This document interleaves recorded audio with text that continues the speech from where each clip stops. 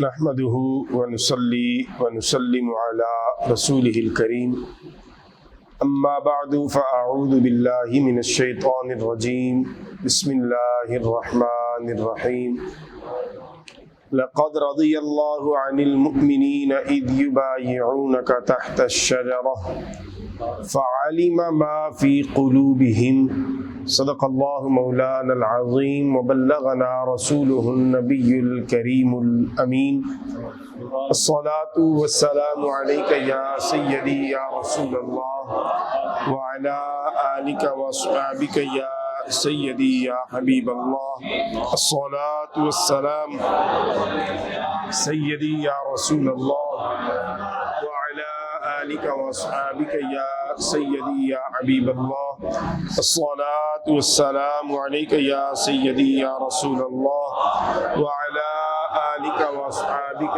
يا سيدي يا حبيب الله مولاي صل وسلم دائما أبدا على حبيبك خير الخلق كلهم يا أكرم الخلق ما لمن ألوذ به سواك عند حلول الحادث العممي منزه عن شريك في محاسنه فجوهر الحسن فيه غير منقسم يا رب بالمصطفى بلغ مقاصدنا واغفر لنا ما مضى يا واسع الكرم ثم الرضا عن أبي بكر وعن عمر وعن علي وعن عثمان ذي الكرم مولاي صل وسلم دائما أبدا على حبيبك خير الخلق كلهم اللہ رب العزت جل وعلا کی حمد،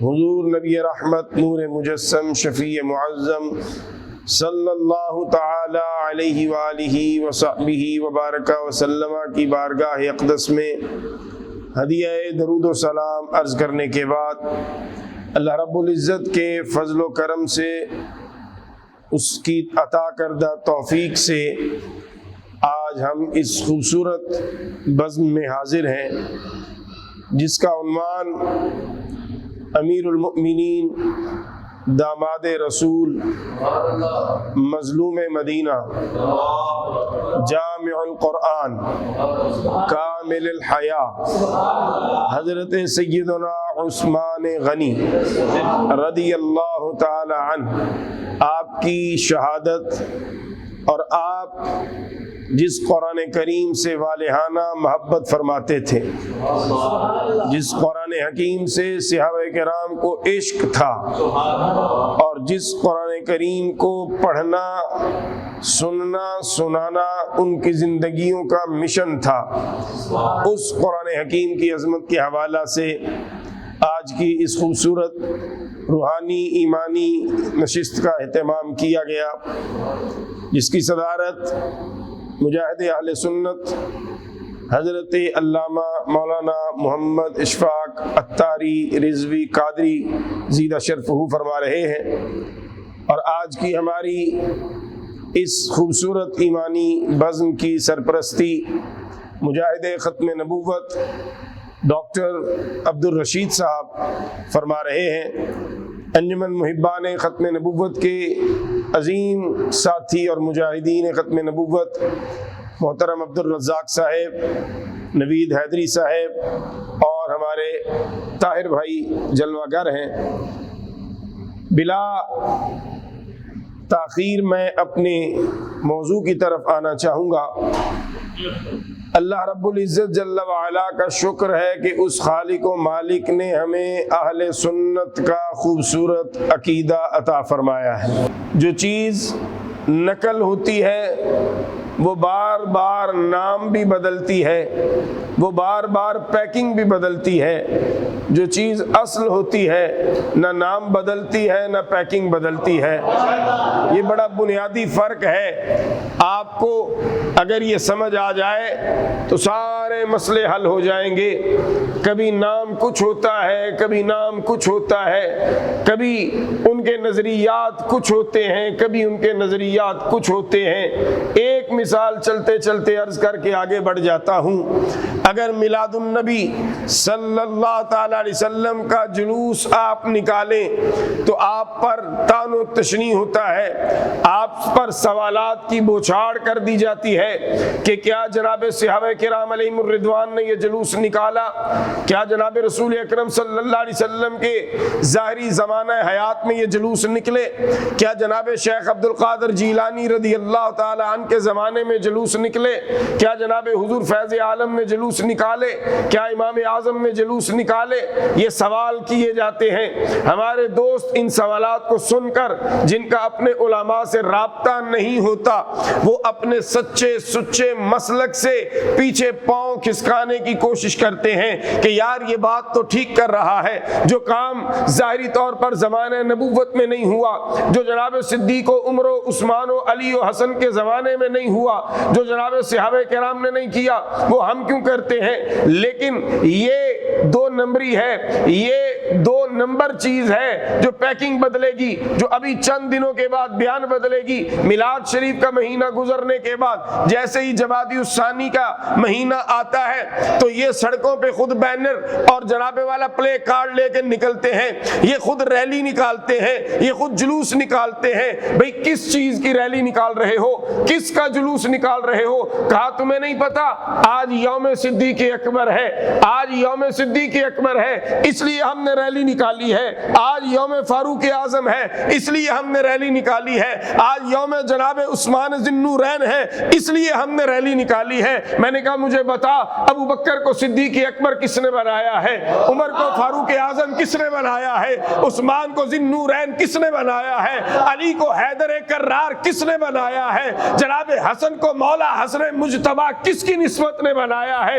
امام علی مقام سید الشہداء امام حسین کو یہ عظمت کس نے عطا کی ہے؟ تو جواب ہوتا ہے مدنی ماہی نے عطا کی ہے۔ میں نے کہا یہی تو دو نمبری ہے، ادھر بیان کچھ تھا یہاں بیان کچھ ہے۔ ایک نمبر وہ ہے جو میلاد بھی منا رہا ہے، جو یوم صدیق و عمر و عثمان و علی و حسن و حسین بھی منا رہا ہے۔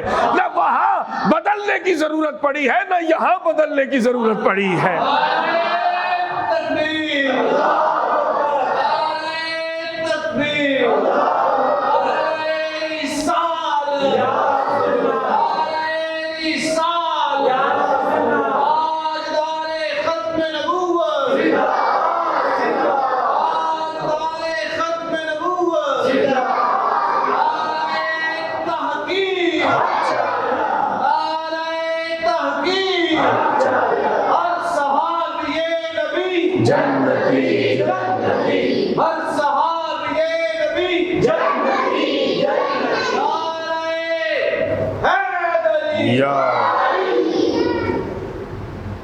ہم نے جس کو بھی مانا،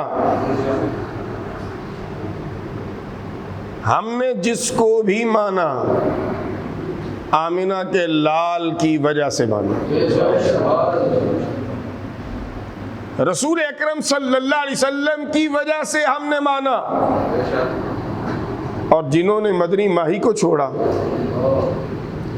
انہوں نے پھر بھٹکتے ہوئے کبھی ایک طرف ہاتھ ڈالنے کی کوشش کی، کبھی دوسری طرف ڈالنے کی کوشش کی۔ کوئی کہتا ہے میں اصحاب والا، کوئی کہتا ہے میں آل والا۔ میں نے کہا نہ تم اصحاب والے نہ تم آل والے، اس لیے کہ آل و اصحاب والا وہ ہے جو آل و اصحاب والے کا ہے، آل ان کی اصحاب ان کے، نہ ادھر میلاد ہے نہ ادھر میلاد ہے۔ جب تم ان کے نہیں تو ان کی اولاد کے کیسے ہوئے؟ جب تم ان کے نہیں تو ان کے اصحاب کے کیسے ہوئے؟ یوم صدیق پر ریلی نکال کے کہتے ہو میں صدیقی ہوں، یوم فاروق اعظم پہ ریلی نکال کے کہتے ہو میں فاروقی ہوں، یوم عثمان کا جلسہ اور کانفرنس کر کے کہتے ہو میں عثمانی ہوں، یوم مولا کائنات بنا کے کہتے ہو ہم حیدری ہیں۔ میں نے کہا یہ ساری نسبتیں فقط اسی کو ملتی ہیں جو مدنی ہو جاتا ہے، جو مدنی نہیں ہے وہ نہ صدیقی ہے نہ فاروقی ہے نہ عثمانی ہے نہ حیدری ہے۔ یہ نسبتیں فقط اسی کو ملتی ہیں جو مصطفیٰ کے قدموں سے لپٹ جاتا ہے۔ اور یہاں یہ بھی بات اچھے سے ذہن نشین کر لیجئے، یہ جو تقسیم کی جاتی ہے عقیدت کے نام پر، عقیدوں سے کھیلا جاتا ہے. کہتے ہیں نبی پاک صلی اللہ علیہ وسلم کی آل پہ درود نہ پڑھو تو نماز نہیں ہوتی.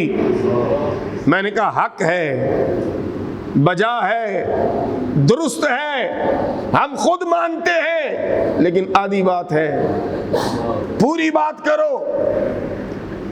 خلفائے راشدین مہدیین پہ جب تک درود نہ پڑھو نماز نہیں ہوتی. خلفائے راشدین مہدیین پر جب تک درود نہ پڑھو نماز نہیں ہوتی. اب آپ کہیں گے عجیب بات ہے، نئی بات کر رہا ہے. وعلی آل محمد تو پڑھا ہے، لیکن یہ خلفائے ثلاثہ کہاں سے بیچ میں آ گئے؟ ان کو کہاں سے بیچ میں ڈال رہے ہو؟ اللہم صلی علی محمد وعلی آل محمد یہ تو ہے، لیکن یہ خلفائے ثلاثہ جناب صدیق و عمر و عثمان کہاں سے آئے؟ میں نے کہا ذرا تھوڑا آگے بھی چلنا. وعلی آل محمد کما صلیت علی ابراہیم وعلی آل ابراہیم، یعنی جس طرح آل محمد پہ درود نہ پڑھو نماز نہیں، ایسے ہی آل ابراہیم پہ درود نہ پڑھو تو پھر بھی نماز نہیں. گویا آل محمد کے ساتھ آل ابراہیم پر بھی درود لازم ہے. یہ حکم خدا بندی بھی ہے، یہ حکم مصطفیٰ کریم صلی اللہ علیہ وسلم بھی ہے. تم بھی پڑھتے ہو، ہم بھی پڑھتے ہیں. ذرا آل ابراہیم پہ غور تو کر. آل ابراہیم کسے کہتے ہیں؟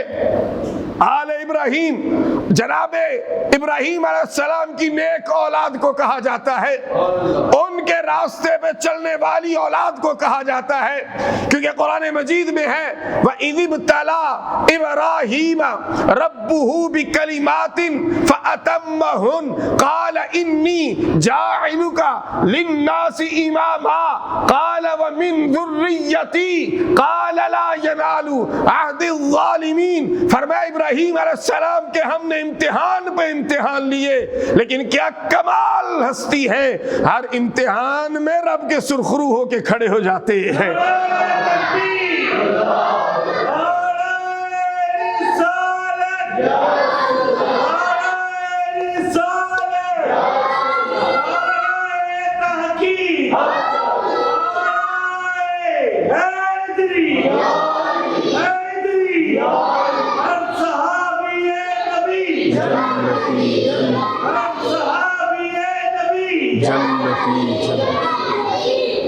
قال انی جاعلک للناس اماما، فرمایا ہم نے لوگوں کے لیے انہیں امام بنا دیا ہے، انسانیت کے لیے انہیں امام بنا دیا ہے. عرض کی قال ومن ذریتی، مولا میری اولاد کو بھی؟ کیا یہ شرط میری اولاد کے لیے بھی ہے، میری ذریت کے لیے بھی ہے؟ فرمایا ہاں ہے. لا ینال عہد الظالمین، لیکن جو ظالم ہوگا، فاسق و فاجر ہوگا، اس کے لیے نہیں. جو تیرے راستے پہ ہوگا ہم اسے بھی امامت کا منصب عطا کریں گے. تو گویا آل ابراہیم میں ہر نیک ہستی جو ان کی اولاد میں سے ہے وہ آل ابراہیم ہے. اب جن کا ذکر آج کر رہے ہیں انہی سے شروع کر کے آگے چلتے ہیں. جناب ذی النورین دوہرے داماد رسول، پانچویں پشت کے دادا، والد کی طرف سے، والدہ کی طرف سے، پانچویں جگہ پہ دادا جناب ذی النورین کے، یہ مشترکہ دادا ہے. یہ عبد مناف شجرہ رسول صلی اللہ علیہ وسلم میں بھی ہے، یہ عبد مناف شجرہ عثمان ذی النورین میں بھی ہے. گویا عبد مناف سے اوپر کا سارا نسب جناب ذی النورین کا اور مدنی ماہی کا، مولا حیدر کرار کا، مولا حسن مجتبیٰ کا، مولا حسین پاک کا ایک ہی شجرہ ہے. میں سمجھا نہیں پایا بھئی اس سے اوپر جتنے دادا ہیں وہ سیم ہیں، جو دادا میرے عثمان کے ہیں وہی دادا میرے مصطفیٰ کریم کے ہیں، جو دادا مولا حیدر کرار کے ہیں وہی دادا جناب ذوالنورین کے بھی ہیں۔ گویا میرے مصطفیٰ بھی آل ابراہیم میں ہے، جناب ذوالنورین بھی آل ابراہیم میں ہے۔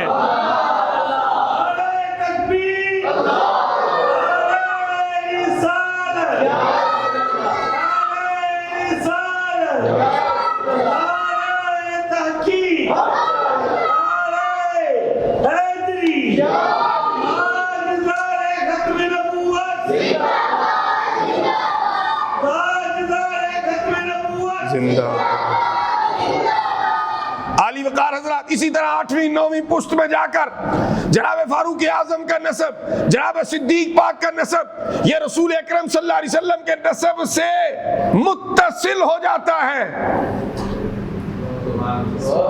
گویا درخت ایک ہے، شاخیں الگ الگ ہیں۔ درخت ایک ہے، شاخیں الگ الگ ہیں۔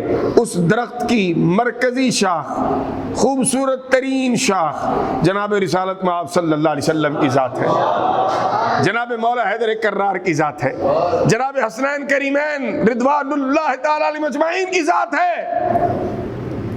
اور اسی خوبصورت شاخ سے بنات رسول بھی ہیں، اور پھر اسی درخت کی شاخوں میں سے کسی شاخ کو صدیق اکبر کہتے ہیں، کسی شاخ کو مولا عمر کہتے ہیں، کسی کو عثمان ذی النورین کہتے ہیں۔ اب آل ابراہیم جب پڑھا نماز میں تو ہر نمازی کہتا ہے یا اللہ درود بھیج صدیق و عمر و عثمان و علی پہ۔ علی پاک پہ دوہرا درود ہے، سبحان اللہ، علی پاک پہ دوہرا درود ہے، مولا حسنین پہ دوہرا درود ہے، آل ابراہیم میں بھی ہے، آل محمد میں بھی ہے، اور صدیق و عمر و عثمان پہ بھی درود ہے، کیونکہ آل ابراہیم میں یہ بھی جگمگ کر رہے ہیں۔ یہ ہے اہل سنت کا نظریہ، یہ ہے خوبصورتی ہمارے عقیدے کی۔ یہ جو آج تقسیمیں کی جاتی ہے نا تنقیص کے زاویے سے، یہ در والے ہیں، یہ گھر والے ہیں، یہ در والے ہیں اس لیے ان کا مقام معاذ اللہ کم ہے، یہ گھر والے ان کی عظمت زیادہ ہے، مانا ان کی عظمت زیادہ ہے کیونکہ وہ مبارک خون رسول ہیں، مانا ان کی عظمت زیادہ ہے میرے محبوب صلی اللہ علیہ وسلم کے وجود کا حصہ ہے۔ لیکن یہ جن کو تم در والے کہہ کے ڈیگریڈ کرنا چاہتے ہو، رب نے انہیں بھی کسی مقام میں پیچھے نہیں رکھا ہے، رب نے انہیں بھی عزتوں عظمتوں کے ہر حوالے عطا کیے ہیں۔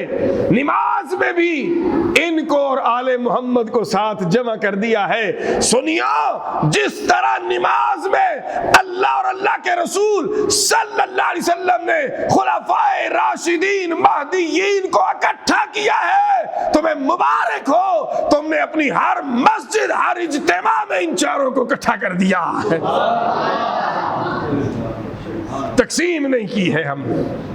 اور پھر جو صحابیت کا شرف ہے یہ بھی دولت سے ممکن نہیں ہے، یہ بھی سفارش سے ممکن نہیں ہے۔ آج لگاؤ نا زور، سارا زور لگا لو، ساری دولت لگا لو، بن کے دکھاؤ صحابی، بن کے دکھاؤ صحابی، نہیں بن سکتا کوئی۔ اور اس دور میں بھی بڑے بڑے امیر تھے، بن کے دکھاؤ صحابی، دیکھ کے آنکھوں سے دیکھ کے محروم رہے، اور کچھ ظاہری طور پر آنکھوں کی بینائی سے محروم ہو کر بھی صحابیت کا شرف پا گئے۔ ظاہری آنکھ ہوتے ہوئے ابو جہل ہی رہا، اسے توفیق نہ ملی، وہ صحابیت کے اس عظیم منصب پہ فائز ہو جاتا، لیکن نابینا صحابی بھی موجود ہیں جن کو ظاہری طور پر آنکھیں رب نے نہیں دیں، لیکن جن کے دل کو رب نے روشن کر دیا ہے، جنہیں محبوب کائنات صلی اللہ علیہ وسلم کی صحابیت کا شرف حاصل ہو گیا ہے۔ رسول اکرم نور مجسم شفیع معظم صلی اللہ علیہ وسلم کے فرمان کا مفہوم ہے، فرمایا اللہ نے دلوں کی طرف نظر فرمائی، اللہ نے دلوں کو دیکھا، جو دل رب کو سب سے زیادہ سونا لگا، جو دل رب کو سب سے زیادہ پسند آیا، اپنی رفعت کے حوالہ سے، اپنی طہارت کے حوالہ سے، اپنے پاکیزگی کے حوالہ سے، جو دل سب سے زیادہ رب کو بھایا، فرمایا وہ دل رب نے اپنے لیے پسند فرمایا، اور وہ دل جو رب نے اپنے لیے پسند فرمایا، فرمایا وہ دل میرا دل ہے، وہ رسول کائنات صلی اللہ علیہ وسلم کا قلب مبارک ہے۔ فرمایا رب نے میرے دل کو اپنے لیے چن لیا، میرے دل میں رب کے سوا کوئی نہیں، میرے دل میں رب کے سوا کوئی نہیں۔ اور پھر آگے چلیے، فرمایا رب نے دوبارہ نبیوں کے علاوہ دلوں کی طرف نگاہ فرمائی، جن دلوں کو رب نے سلیکٹ فرمایا، جن دلوں کو رب نے پسند فرمایا، فرمایا رب نے انہیں میری صحابیت کے لیے چن لیا۔ گویا یہ انتخاب، یہ سلیکشن، یہ بہت پہلے کی جا چکی تھی۔ اس پر آئیے قرآن سے ایک آیت کا کچھ حصہ پڑھ دوں۔ محبوب تو محبوب رہے، امام الانبیاء کی تو بات بہت اونچی ہے، میں ان کی بات کیا کروں، ذرا قرآن پڑھنا۔ فرمایا محمد الرسول اللہ والذین معہ اشداء علی الکفار رحماء بینہم تراہم رکعا سجدا یبتغون فضلا من اللہ ورضوانا سیماہم فی وجوہہم من اثر السجود ذالک مثلہم فی التوراۃ ومثلہم فی الانجیل۔ فرمایا یہ محمد صلی اللہ علیہ وسلم سر سے پاؤں تک اللہ کے رسول ہیں، تھے نہیں، ترجمہ جس مرضی مولوی کا پڑھو، رسول ہیں، رسول عمران خان وزیر اعظم ہے، نواز شریف وزیر اعظم ہے، شہباز شریف وزیر اعظم ہے، شہباز شریف وزیر اعظم ہے، نواز شریف، عمران خان، اس سے پہلے والے، اس کا مطلب جو گزر گیا وہ تھا، جو گزر گیا وہ، جو موجود ہے وہ ہے۔ محمد الرسول اللہ، محمد صلی اللہ علیہ وسلم اللہ کے رسول تھے نہیں، اللہ کے رسول ہیں۔ ان کی نبوت کا سکہ کل بھی چل رہا تھا، ان کی نبوت کا سکہ آج بھی چل رہا ہے، ان کی نبوت کا سکہ صبح قیامت بھی چلے گا۔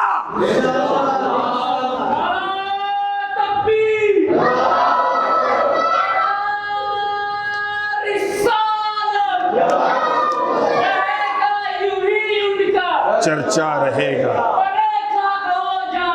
جل جانے والے۔ والذین معہ، فرمایا جو ان کے ساتھی ہیں، جو ان کے، واہ واہ واہ، جن کو رب ان کا ساتھی کہے،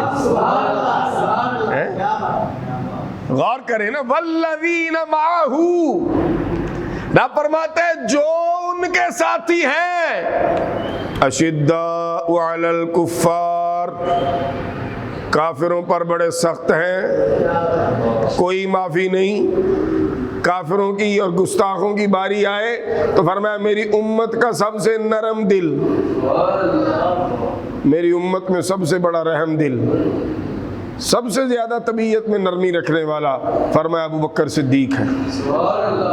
لیکن جب گستاخ رسول کی باری آئے نا تو سامنے پاویں سکا پیو ہوئے منہ تے چنڈ کٹ کے مار دینے انہوں زمین تے سٹ دینے. منصب کا نبیان، منصب کا نبیان، منصب کا نبیان، تاجدار ختم نبوت. دربار رسالت میں حاضر ہو کے عرض کرتے ہیں آقا آج میں یہ کام کر کے آیا ہوں. فرمایا آئندہ نہ کرنا.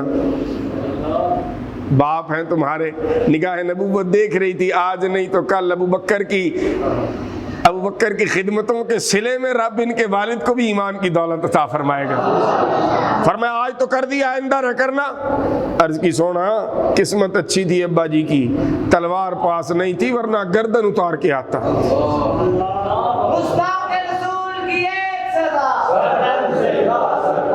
یہ کون کہہ رہا ہے؟ سب سے نرم دل. تو سوچو نرم دل کا اس معاملے میں یہ حال ہے تو عمر کا حال کیا ہوگا؟ یہ تو نرم دل کی بات ہے. تو عمر پاک کے فیصلے تو پھر آپ جانتے ہو، تلوار کرتی تھی، زبان تو بولتی نہیں تھی، عمر کی تلوار چلتی تھی گستاخوں پہ. مولا حیدر کرار کی تو تلوار ذوالفقار چلتی تھی گستاخوں پہ. ابو بکر کا یہ حال ہے. فرمایا شداء علی الکفار، یہ بڑے سخت ہیں کافروں پر، کوئی معافی نہیں کافر و غداروں کے لیے ان کی لسٹ میں. آج سنی بھی صرف وہی ہے جو ناموس رسالت و ختم نبوت کے لیے ہر رشتے کو توڑے، وہ سنی ہے.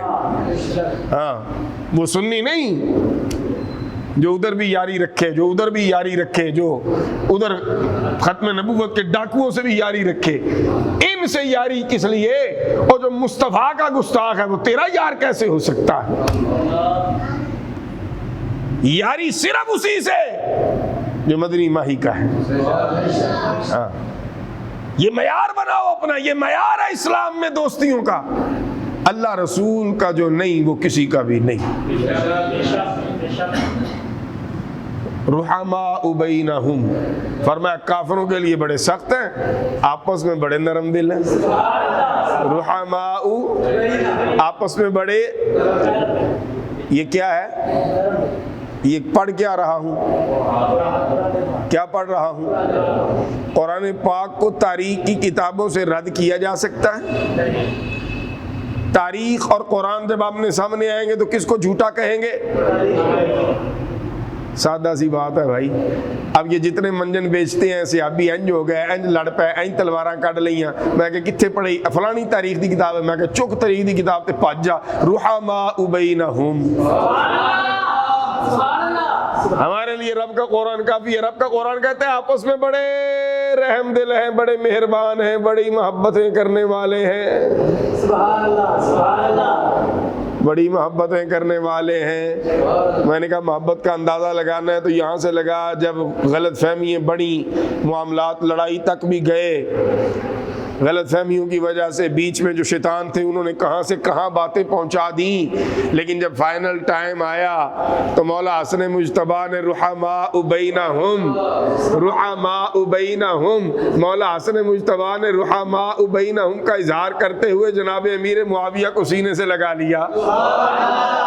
اب مولا حسن مجتبیٰ نے جن کو سینے سے لگا لیا، تو کون ہوتا ہے ان پر اعتراض کرنے والا؟ تیری حیثیت کیا تو ان پر اعتراض کرے؟ رحماء بینہم، قرآن نے کہا آپس میں نرم دل ہے. تراہم رکعن سجدا، جدوں بھی ویکھو گے نماز پڑھ دیاں ویکھو گے، نفل پڑھ دیاں ویکھو گے، سجدے کر دیاں ویکھو گے، قیام کر دیاں ویکھو گے. یبتغون فضلا من اللہ ورضوانا، اور یہ اس لیے نہیں کہ تم حاجی کہو، یہ اس لیے نہیں کہ تم نمازی کہو، یہ اس لیے نہیں کہ مسجد کی کمیٹی کی صدارت لینی ہے، یہ اس لیے نہیں کہ محلے میں نمازی مشہور ہونا ہے. فرمایا وہ تلاش کر رہے ہیں اپنے رب کا فضل اور اس کی رضا. سیماہم فی وجوہہم من اثر السجود، فرمایا اتنے سجدے انہوں نے کیے کہ ان سجدوں کا اثر ان کے چہروں پہ ہم نے ظاہر فرما دیا ہے. یہاں تک تو آپ نے سن لیا. میں نے سنانی اگلی بات تھی جس کے لیے کہاں سے چلا تھا میں کہ رسول اکرم صلی اللہ علیہ وسلم کی نسبت اس نے ان صحابہ کو کیا مقام دیا. یہاں تک آنے کے بعد اب آگے چلو. سیماہم فی وجوہہم من اثر السجود ذالک مثلہم فی التوراۃ ومثلہم فی الانجیل. فرمایا ان کی یہ عظمتیں، ان کی یہ شانیں، ان کے یہ مقام ہم صرف تمہیں قرآن میں نہیں بتا رہے، اسی طرح تورات و انجیل میں ہم پہلے سے بتا چکے. اللہ کے نبی کا ذکر بھی تورات میں ہو چکا، زبور و انجیل میں ہو چکا کہ اللہ کے آخری نبی بن کے جناب رسول اکرم صلی اللہ علیہ وسلم جلوہ گر ہوں گے. انہی کتابوں میں یہ بھی بتا دیا گیا ان کے پہلے خلیفہ بن کے صدیق اکبر جگمگ کریں گے.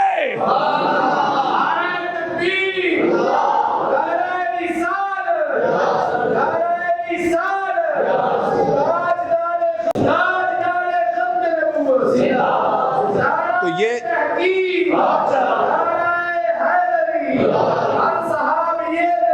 جنتی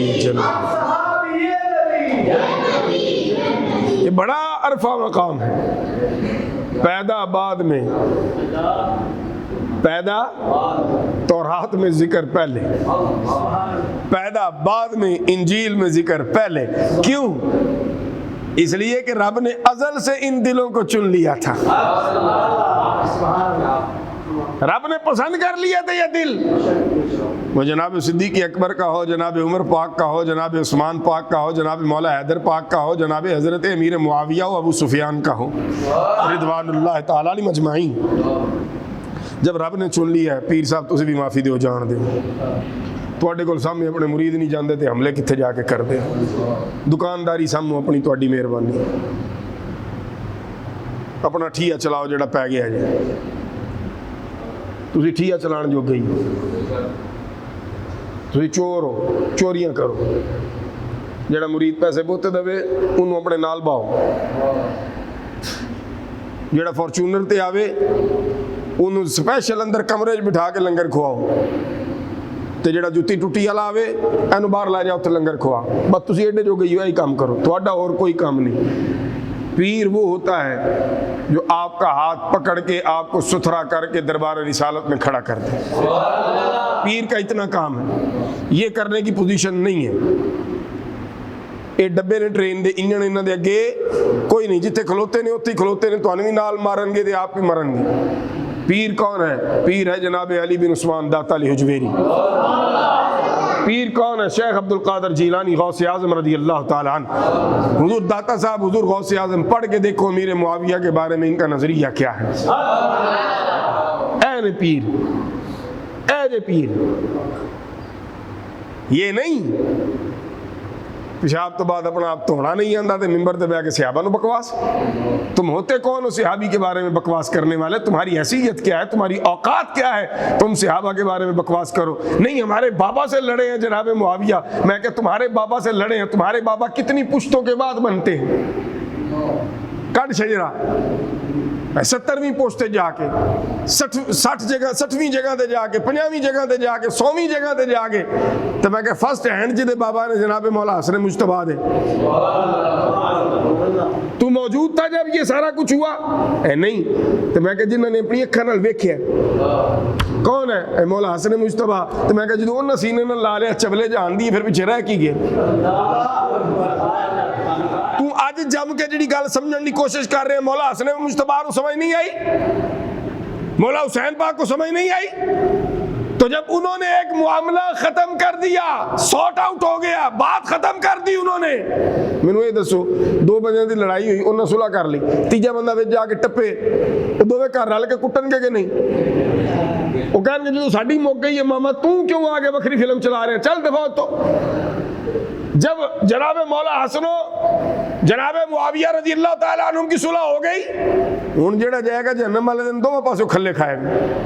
ادھر حضرت امیر معاویہ لوگ کھائے گا، ادھر مولا حسن لوگ کھائے گا. میں جدو اسی مکا چھڈی سی تو کون سے. لہٰذا ان باتوں میں نہیں الجھنا قرآن کا فیصلہ ہے. یہ نرم دل ہے. آپس میں پیار کرنے والے ہو ہلکا یاراں تو بریشم کی طرح نرم, ہو ہلکا یاراں تو بریشم کی طرح نرم.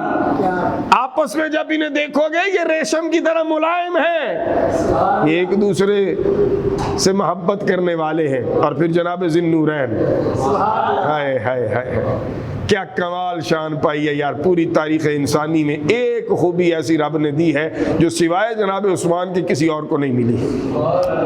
پوری تاریخ انسانیت میں کسی ایک بندے کو یہ شرف ہو کہ اس کے نکاح میں کسی بھی نبی کی 2 صاحبزادیاں ہوں, یہ رب نے سوائے جناب ذی النورین کے کسی اور کو منصب نہیں دیا.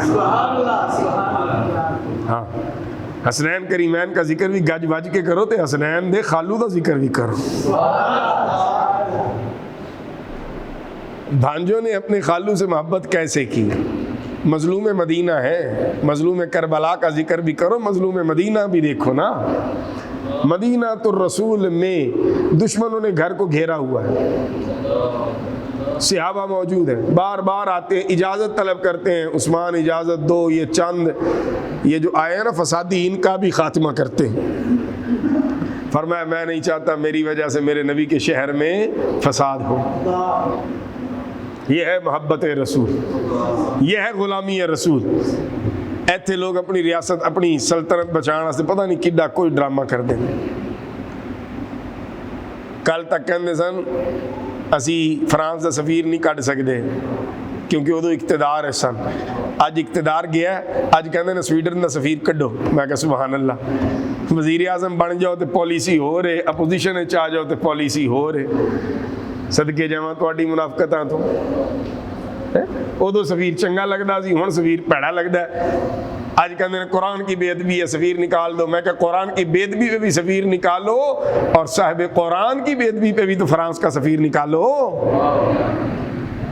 یہ 2 رنگی چھڈ یک رنگ ہو جا, یا سراسر موم ہو جا یا سراسر سنگ ہو جا.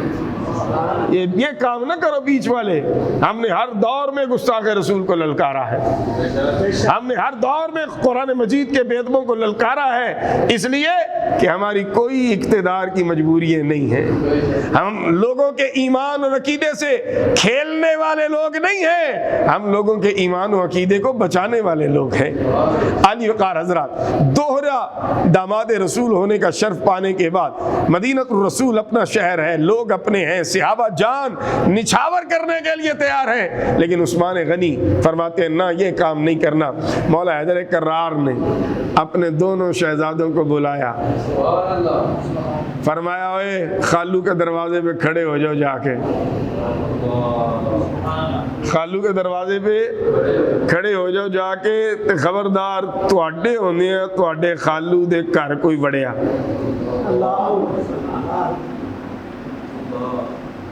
اب حضرت عثمان غنی رضی اللہ تعالیٰ کے دروازے پہ کھڑے ہیں دونوں شہزادے حسن و حسین رضوان اللہ تعالیٰ علیہم اجمعین. دعوت فکر دے رہا ہوں, جن کے ذکر کی آڑ میں بھونکتے ہو عثمان کو, وہ تو عثمان کے جناب وہاں پہ پہرے دار بن کے کھڑے ہیں, وہ تو جناب عثمان کی جان کے رکھوالے بن کے کھڑے ہیں, وہ تو مضبوط دیوار بن کے کھڑے ہیں. فولادی کے ہے جرت تو آؤ ہمارے خالو کی طرف, پہلے ہم سے ذرا زبردست آزما ہو جاؤ. جرت نہیں ہوئی کسی کو دروازے کی طرف جانے کی. پتا تھا اللہ کے شیر کے شہزادے کھڑے ہیں, پتا تھا حسنین کریمین رضوان اللہ تعالی علیہم اجمعین کھڑے ہیں. کس کی حفاظت کے لیے کھڑے ہیں؟ اپنے خالو جان کی.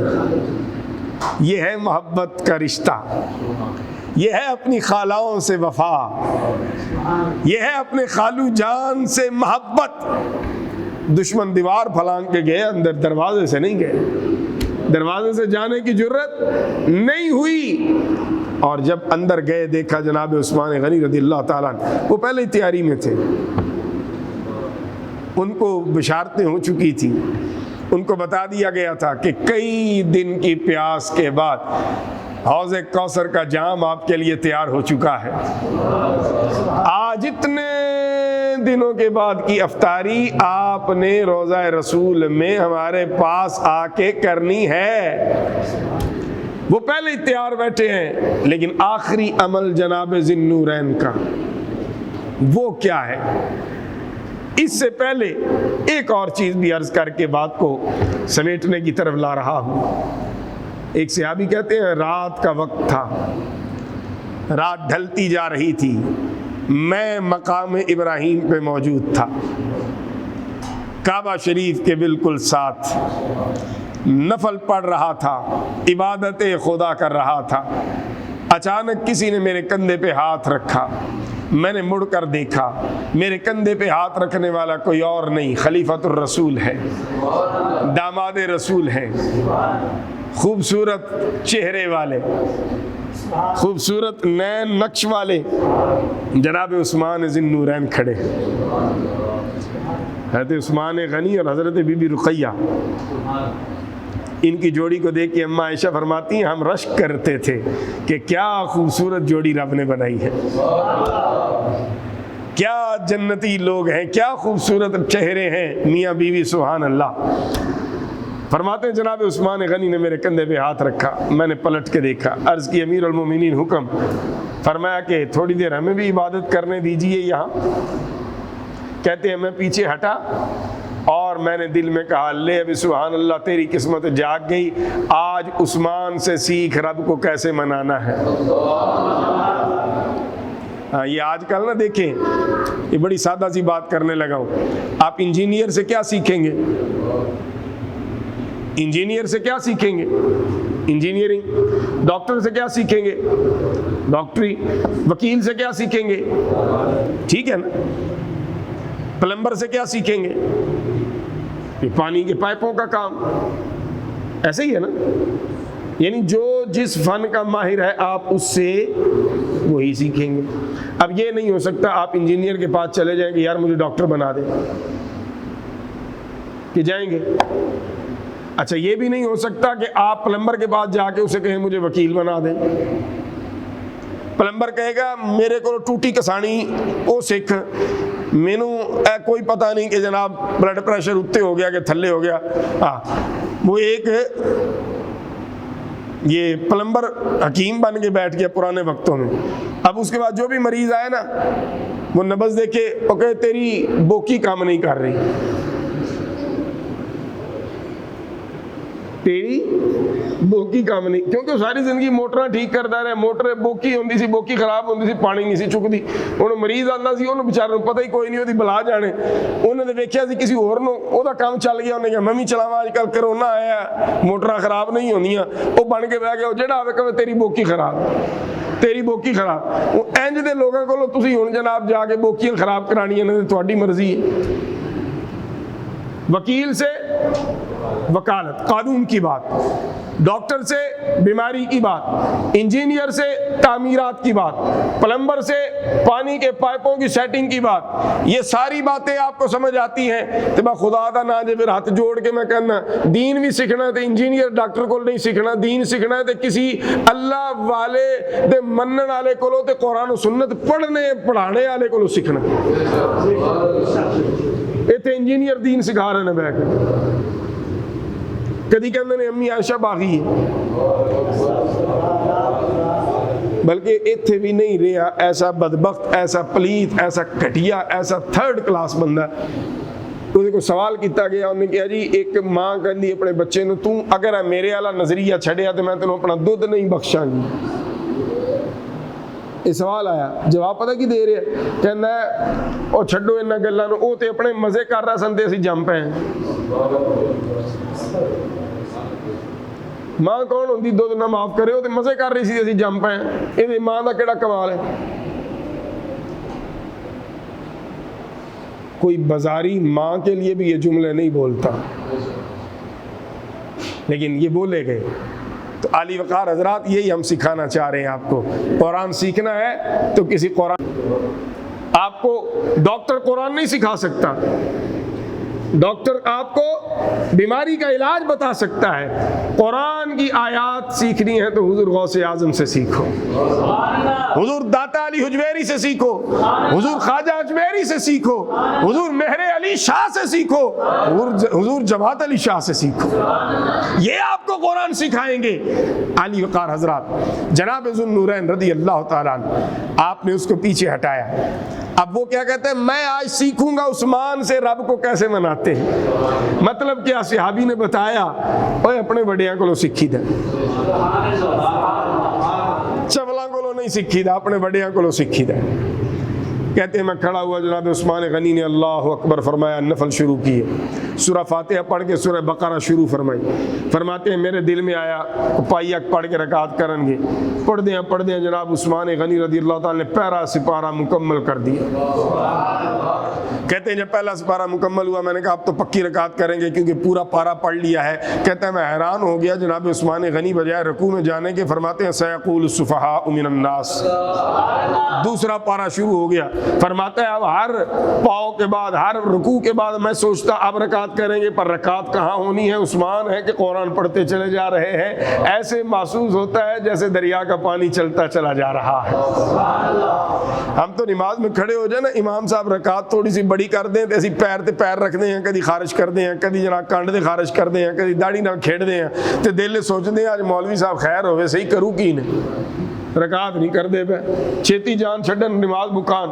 لیکن جناب عثمان ذو النورین یوں قرآن کے عشق میں مبتلا ہے, یوں اللہ کے کلام کو محویت کے ساتھ اور اپنے اوپر ایسا طاری کر کے پڑھ رہے ہیں کہ اندازہ ہی نہیں ہو رہا. 2 پارے مکمل ہو گئے, رکعت نہیں کی, تیسرا پارہ شروع کر دیا ہے. اب سورہ بقرہ مکمل ہوئی, 2.5 سپاروں کی تقریباً سورت ہے. اس نے کہا ہن تے رکعت کرا نہیں کرن, لیکن کہتا ہے میں حیران, سورہ آل عمران شروع کر رکھی ہے. سورہ آل عمران مکمل ہوئی, کہتے ہیں میں نے کہا اب رکعت ہوگی, لیکن نانا سورہ نساء شروع ہو گئی ہے. سورہ نساء مکمل ہوئی, کہتے ہیں اب رکعت ہوگی, لیکن نانا سورہ مائدہ شروع. سورہ مائدہ ختم ہوئی تو سورہ اعراف انعام شروع, انعام ختم تو اعراف شروع, اعراف ختم ہوئی تو انفال شروع, انفال ختم ہوئی تو برات شروع, برات ختم ہوئی تو یونس شروع. کہتے ہیں صورتوں پہ صورتوں شروع ہوتی چلی جا رہی ہے, سپارے پہ سپارہ آتا چلا جا رہا ہے. رکعت پہلی ہے, پڑھنے والے عثمان ذو النورین ہے, مقام مقام ابراہیم ہے, سامنے اللہ کا گھر بیت اللہ ہے, اور پہلی رکعت میں عثمان غنی نے رکعت کی ہے من الجنت والناس.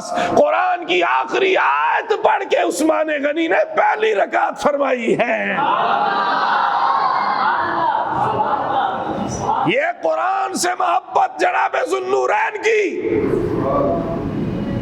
اور بات یہاں ختم نہیں ہوئی, بلکہ جب شہادت بھی ہوتی ہے, کسی کی شہادت کی گواہی بدر کا میدان دے گا, کسی کی شہادت کی گواہی احد کا میدان دے گا, کسی کی شہادت کی گواہی خندق و حنین کا میدان دے گا, کسی کی شہادت کی گواہی کربلا کا میدان دے گا, کسی کی شہادت کی گواہی مصلی رسول دے گا, اور عثمان ذو النورین کی شہادت کی گواہی رب کا قرآن دے گا. رب کے قرآن پہ جناب ذو النورین کے خون کے قطرے گرے. تلاوت قرآن کرتے کرتے جناب عثمان ذو النورین نے شہادت کا جام نوش کیا ہے, اور یہ سلسلہ محبت نیچے بھی چلا. قرآن سے محبت پوچھنا میرے پیر شیخ عبد القادر جیلانی سے رضی اللہ تعالی عنہ.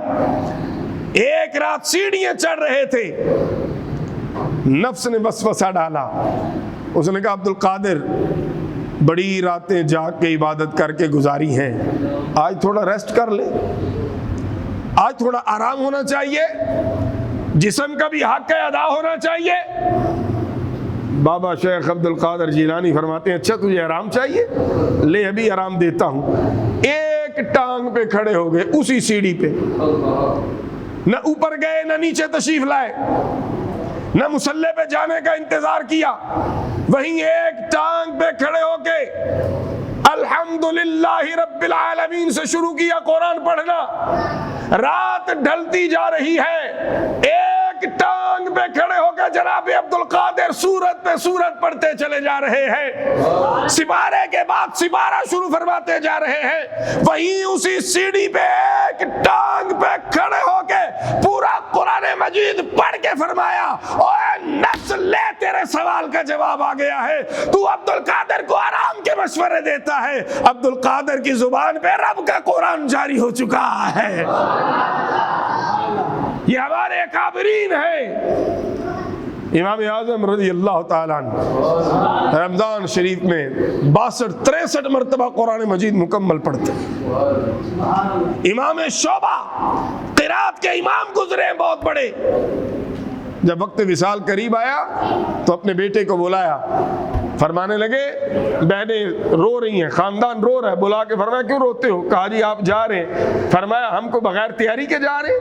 سبحان اللہ سبحان اللہ، اور ہم کو ایسے ہی جا رہے ہیں؟ اپنے بیٹے کو بلا کے فرمایا گھر کے اس حصے میں کبھی کوئی برائی نہ ہونے دینا، یہ والا جو گھر کا حصہ ہے اس میں کبھی کوئی نافرمانی نہ رب کی ہونے دینا۔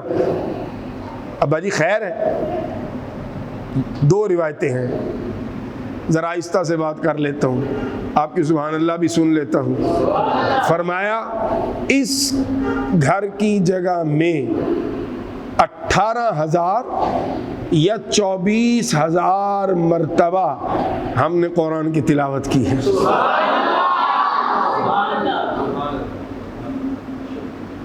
18,000 مرتبہ۔ آج کرنا کیا ہے؟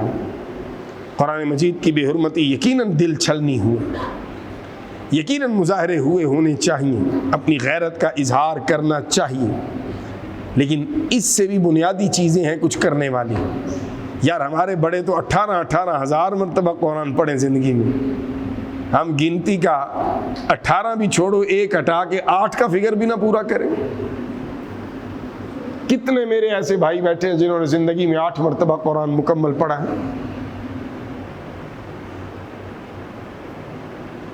معذرت کے ساتھ آپ سے میں بھی پوچھوں، آپ کا کلام، آپ کی مقدس کتاب کون سی ہے؟ کون سی کتاب ہے آپ کی مقدس؟ قرآن پاک۔ کتنے مسلمانوں کو پڑھنا آتا ہے؟ کیا بس مقدس کتاب ہونا کافی ہے؟ لوارث چھوڑ دیا معاذ اللہ اللہ کے کلام کو۔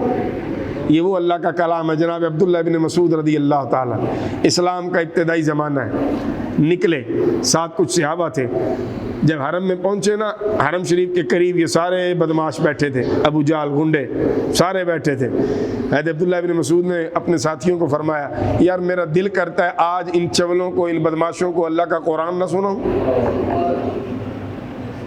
کن کو؟ دشمنوں کو۔ آج میں آتا ہوں نا، حضرت نے تلاوت فرمائی، قاری صاحب نے سبحان اللہ، کیا کمال پڑھا انہوں نے، ہم نے سبحان اللہ کہا، ہم نے اپنی محبتوں کا ان سے اظہار کیا۔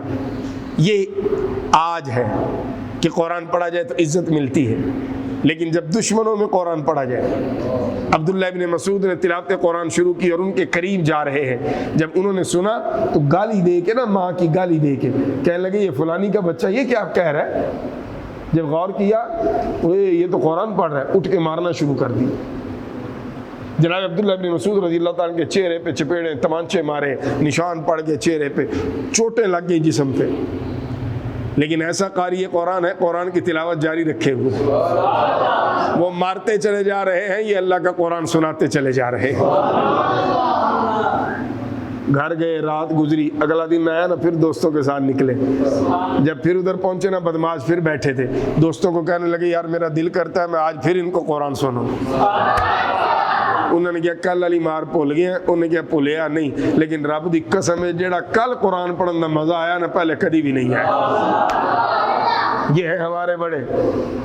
اور ابھی چند دن کے بعد کربلا کا ذکر بھی کرو گے تو کربلا کے ذکر میں یہ بھی تو دیکھو نا، آخری رات، عاشور کی رات، مولا حسین نے خیمے میں کیا پڑھا ہے؟ سر نیزہ مولا حسین نے کٹی گردن کے ساتھ کیا پڑھا ہے؟ یہی قرآن پڑھا ہے۔ آج اس قرآن کے ساتھ ہم نے کیا کیا؟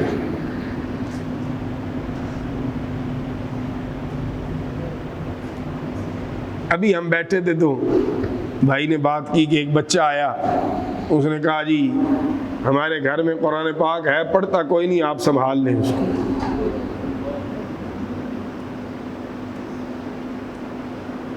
قرآن نہیں پڑھنا، نماز نہیں پڑھنی، بابے کو تویز لے لینا 10,000 دے کے۔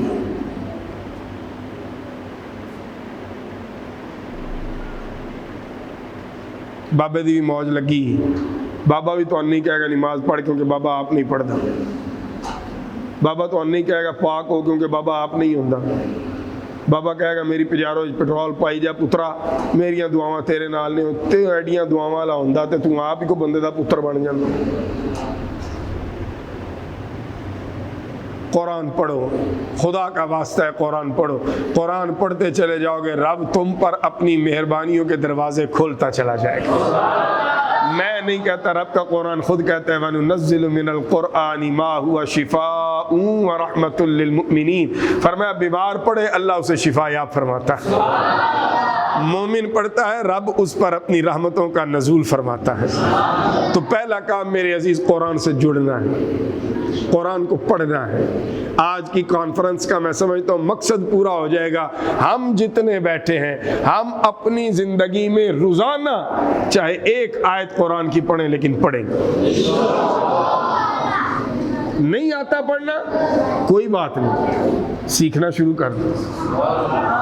میں اکثر کہتا ہوتا ہوں یار دیکھو 50 سال دی عمر بھی رب گڈی دے دے تے تسی کدی چلانی نہ سیکھی ہوئے تے 50 سال دی عمر گڈی لبے چلانی سیکھو گے کہ نہیں؟ شرم آئے گی سیکھن لگے تے جے گڈی 50 سال دی عمر بھی چلانی سیکھو شرم نہیں آندی تے رب دا قرآن 50 سال دی عمر پڑھن لگیا کس گل دی شرم؟ صحابہ کرام جب ایمان لائے تھے کتنی عمریں تھی کئی صحابہ کی، لیکن اس کے باوجود قرآن سیکھا کہ نہیں سیکھا؟ کوئی شرم کی ہے قرآن سیکھنے میں؟ لہٰذا قرآن سیکھنا ہے، نہیں آتا سیکھو، آتا ہے تو یار پڑھو، اور اس طرح پڑھو جس طرح پڑھنے کا حق ہے۔ حق کیا ہے؟ درست پڑھو، معنی سمجھو اور اس پر عمل کی کوشش کرو۔ فیس بک پہ ڈی پی لگا دینا میں قرآن کا محافظ ہوں کافی نہیں ہے۔ آج قرآن کے محافظ بننے والے کی اگر زندگی سود کی والی ہے، سود خور ہے یا سود پہ پیسے لیے ہوئے ہیں، وہ کس منہ سے کہے گا میں قرآن کا محافظ ہوں؟ بھی قرآن نے تو کہا تھا سود حرام ہے، حرام بھی کر رہا ہے اور قرآن کی حفاظت کا ٹھیکیدار بھی بننے کی کوشش کر رہا ہے۔ آج زنا کرنے والا کس منہ سے کہے گا میرے قرآن پہ حملہ ہوا؟ تو خود اپنے قرآن پہ حملہ کر چکا۔ قرآن نے کہا تھا وَلَا تَقْرَبُوا الزِّنَا، زنا کے قریب نہیں جانا، تو روزانہ زنا کرتا ہے، تو کس منہ سے قرآن کی حفاظت کی بات کرتا ہے؟ شراب پینے والا کس منہ سے قرآن کی حفاظت کی نعرے لگائے گا؟ ماں باپ کی گستاخی کرنے والا کس منہ سے قرآن کریم کی عظمت کی بات کرے گا؟ صحابہ و اہل بیت کو بھونکنے والا کس منہ سے قرآن کی حفاظت کی بات کرے گا؟ مدنی ماہی کی گستاخی کرنے والا سننے والا کس منہ سے قرآن کی حفاظت کی بات کرے گا؟ قرآن نے تو ان سارے موضوعات میں فائنل فیصلہ دے دیا ہے، قرآن کی بات وہی کرے جو قرآن کی تعلیمات پہ عمل کرنے والا ہو۔ اور فائنل بات چونکہ ٹائم اذان کا قریب آ گیا ہے، آخری جملے میں اگر بات سمیٹ دوں تو یارو جب تک لوگ اپنے کردار کے ذریعے قرآن سے محبت کا اظہار کرتے تھے، تاریخ اٹھا کے دیکھیے کسی کی جرت نہیں ہوئی نہ رسول اللہ صلی اللہ علیہ وسلم کی گستاخی کرنے کی، نہ کلام مجید کی گستاخی کرنے کی۔ اب جب ہمارے کردار اور قرآن یہ الگ الگ ہو گئے، قرآن مسجد کی الماری میں، لیکن ہماری زندگی سے قرآن، ہماری زندگیوں میں قرآن نہیں ہے، منو دے پاویں نہ منو۔ ہمیں قرآن پڑھنا نہیں آتا میرے بھائیوں، یہ رونے کا مقام ہے۔ ہمیں نماز والا قرآن نہیں آتا، چند صورتیں نہیں آتی، پورا قرآن ہم نے کہاں سے پڑھنا ہے؟ تو آج عہد کیجئے ہم قرآن پڑھیں گے اپنے بچوں کو۔ ہاں اگر 5-5 ہزار انہوں نے ٹیوشن دی فیساں بھر لیندے ہو نا سکول دیاں تے کوئی نہیں، 5 ہزار اللہ دے قرآن تے بھی لا لو، چنگے استاد دے انتخاب کرو، ਫਿਜ਼ਿਕਸ ਪੜ੍ਹਾਉਣ ਵਾਲੇ ਨੂੰ 10,000 ਵੀ ਦਿੰਦੇ ਨੇ ਤੇ ਕਹਿੰਦੇ ਨੇ ਆਪਕਾ ਬਹੁਤ ਸ਼ੁਕਰੀਆ sir, thank you so much sir, thank you so much. ਮੈਂ ਕਿ ਕਿਉਂ ਹੈ ਫਿਜ਼ਿਕਸ ਪੜ੍ਹਾਈ। ਤੇ ਹਾਫਿਜ਼ ਸਾਹਿਬ ਜਿਹੜੇ ਆਉਂਦੇ ਨੇ ਬੱਚਿਆਂ ਨੂੰ ਪੜ੍ਹਾਉਣ ਵਾਲੇ, ਉਹਨਾਂ ਨੂੰ 500 ਰੁਪਈਆ ਮਹੀਨੇ ਬਾਅਦ ਦੇ ਕੇ ਕਹਿੰਦੇ ਨੇ ਲਓ ਜੀ ਹਾਫਿਜ਼ ਸਾਹਿਬ। ਮੈਂ ਕਿ ਇਹਨੂੰ ਸ਼ੁਕਰੀਆ ਕਹਿਣ ਲੱਗੇ ਜ਼ਬਾਨ ਤੇ ਛਾਲੇ ਨਿਕਲਦੇ ਨਹੀਂ। ਕਿੱਥੇ 10,000 ਦਿੰਦੇ ਨੇ, ਕਿੱਥੇ 500 ਦਿੰਦੇ ਨੇ, ਤੇ ਗੱਲਾਂ ਵੀ 5-5 ਸੁਣਾਉਂਦੇ ਨੇ। ਹਾਫਿਜ਼ ਸਾਹਿਬ ਨੇ ਆ ਕੇ ਬੈਲ ਮਾਰੀ, ਹਾਫਿਜ਼ ਸਾਹਿਬ ਅੱਜ ਜਾਓ, ਕੀ ਬੱਚੇ ਨਾਨੀ ਵੱਲ ਗਏ ਨੇ, ਸਦਕੇ ਉਹ ਬੇੜਾ ਡੁੱਬੇ ਜੇ। ਫੋਨ ਤੇ ਪਹਿਲੇ ਦੱਸ ਦਿਓ हज़रत साहब तशरीफ ना ले आना। ये है कुरान से मोहब्बत हमारी। तो फिर आगे बच्चे भी यही करेंगे भाई। मर के कब्रां च पै ने अज लोग तरसते ने साडा बच्चा कुरान पढ़े। बच्चा पढ़े की, तू पढ़ा के गया हुण पिट कब्र च। तो अगर आप भी चाहते हैं आपकी कब्र वीरान हो, आपकी कब्र पे कोई कुरान ना पढ़े, बिल्कुल अपने बच्चों को कुरान नहीं सिखाना। तो जे चाहते हो ना कब्र जो जाके लेटिए तो रोज़ाना कुरान दे तोहफे मौसूल होन, तो फिर अपने बच्चों को कुरान पढ़ा जाओ। हाँ, फिजिक्स वाला ना 2 घंटे बह के फिजिक्स दी किताबां पढ़ता रहे, तुहाडी कब्र ते तुहानू फायदा कोई नहीं। लेकिन अगर तुहाडा पुत्र सूरह यासीन 15 मिनट ला के पढ़ के तुहाडी कब्र ते चला जाए ना, रब तुहाडी कब्र ते अपनी रहमतां दा नज़ूल फरमा देगा। तीसरी और आखिरी चीज, कुरान के आकाम पे अमल। 3 काम करो, इंशाअल्लाह आप देखेंगे इनकलाब आ जाएगा। किरदार के कारी बनिए। दौरान गुफ्तगू को जुमला गलत निकला हो, अल्लाह की बारगाह में तौबा करता हूँ।